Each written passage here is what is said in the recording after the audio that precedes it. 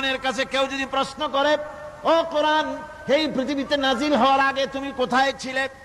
কেউ যদি প্রশ্ন করে, কোরআনে কারীম নিজে নিজের পরিচয় শোনায়, আমি কোথায় ছিলাম শোনো।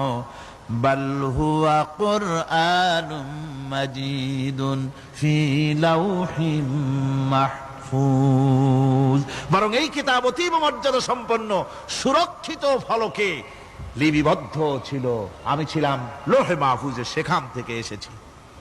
যদি কেউ প্রশ্ন করে, কোরআন কি কোরআন, তুমি কার উপরে অবতীর্ণ হয়েছ? জবাব কোরআন নিজেই দেয়, ওয়া আমিনু বিমা নুযিলা আলা মুহাম্মাদ ওয়া হুয়াল হাক্কু মির রাব্বিহিম, ঈমান আনো সেই জিনিসের উপরে যেটা মুহাম্মদ সাল্লাল্লাহু আলাইহি ওয়াসাল্লামের উপর অবতীর্ণ হয়েছে।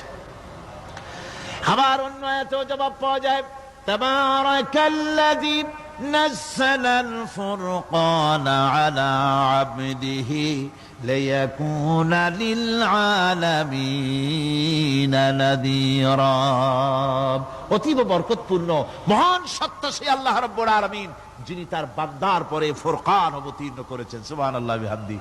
কোরআনের নাম আমি বলেছিলাম শুধু কোরআন নয়, অনেক নাম আছে। কোরআনের আরেক নাম ফুরকান। কোরআনের আরেক নাম কি? আল ফারকু বাইনাল হাক্কি ওয়াল বাতিল। কোরআন হচ্ছে সেই মহাসত্য যা মিথ্যা এবং সত্যের মধ্যে পার্থক্য সূচিত করে, মঙ্গল এবং অমঙ্গলের মধ্যে পার্থক্য সৃষ্টি করে, যা সত্য এবং মিথ্যার মধ্যে তাফরিকা সৃষ্টি করে, সত্যকে মানুষকে বুঝিয়ে দেয়। তার নাম হচ্ছে ফুরকান। এবার যদি প্রশ্ন করা হয়, ও কোরআন, বুঝলাম তুমি লৌহে মাহফুজে ছিলে, বুঝলাম তুমি নবীজির উপরে নাজিল হয়েছো, এবার বলো তুমি কোন মাসে নাজিল হয়েছো? তুমি তো আসছিলা প্রথম কোন মাসে নাজিল হয়েছো? এ প্রশ্ন যদি কেউ করে, কোরআন তার জবাবে বলবে, শাহরু রমাদানাল্লাযী উনজিলা ফীহিল কুরআন, রমজানের পবিত্র মাসে আমি অবতীর্ণ হয়েছি। সুবহানাল্লাহ।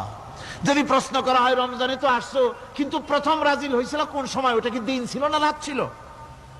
কোরআন তার জবাবে বলে, ইন্না আনজালনাহু ফি লাইলাতিল কদর, কদরের পবিত্র রাতে আমি এই পৃথিবীতে আমার আগমন ঘটেছিল।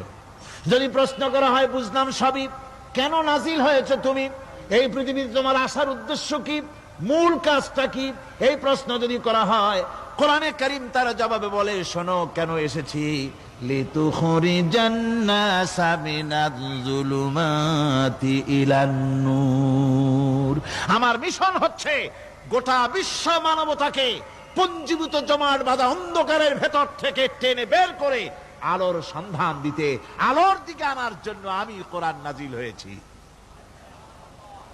গোটা পৃথিবীর মানুষ আছে অন্ধকারের ভিতরে। কিসের মধ্যে? অন্ধকার কি? অন্ধকার হচ্ছে পুঁজিবাদ, অন্ধকার সমাজতন্ত্র, অন্ধকার ধর্ম নিরপেক্ষতাবাদ, অন্ধকার জাতীয়তাবাদ।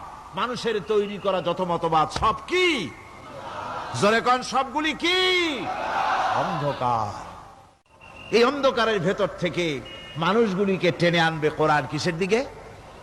আলোর দিকে।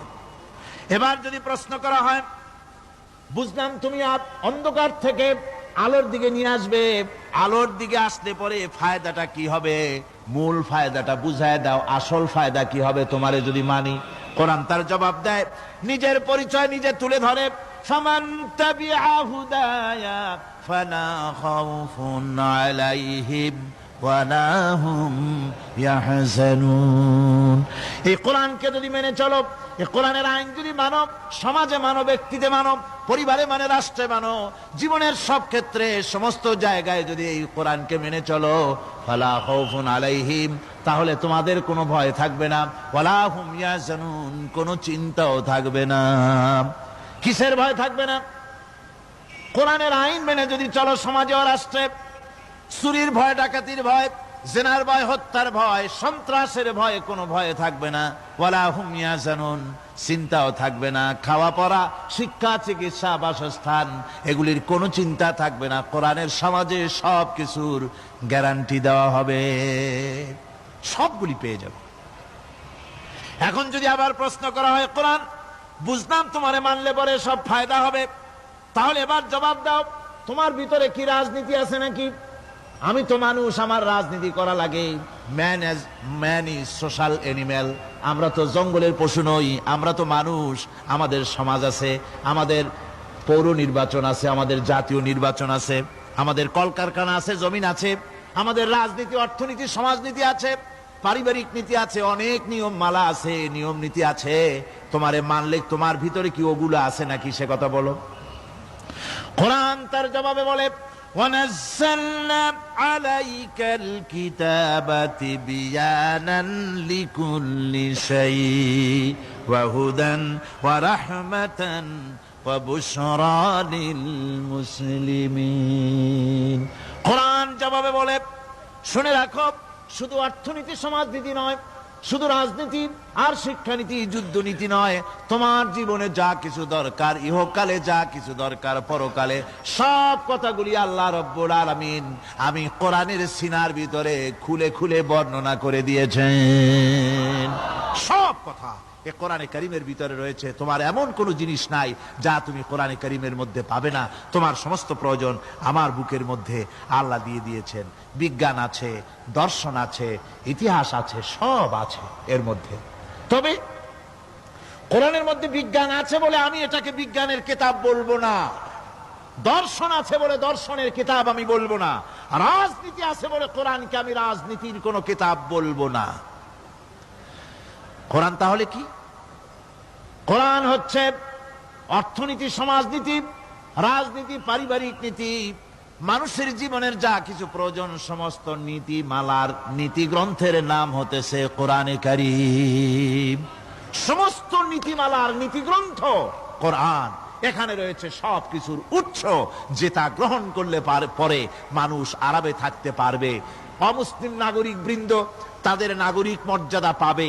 মুসলমান, কৃষক, নারী, চিকিৎসা, কৃষিবিদ, সাধারণ মানুষ, রং, বর্ণ, ভাষা নির্বিশেষে গোটা মানব সভ্যতা আরামে বাস করতে পারবে। পশু পাখিও আরামে থাকবে, গাছপালাও আরামে থাকবে, যেহেতু নির্দেশ হয়েছে বিনা প্রয়োজনে গাছের পাতাটিও ছিঁড়ো না। ইসলামের সমাজ যদি চালু হয়, গাছেরাও আরাম পাবে, পাহাড়ও আরাম পাবে।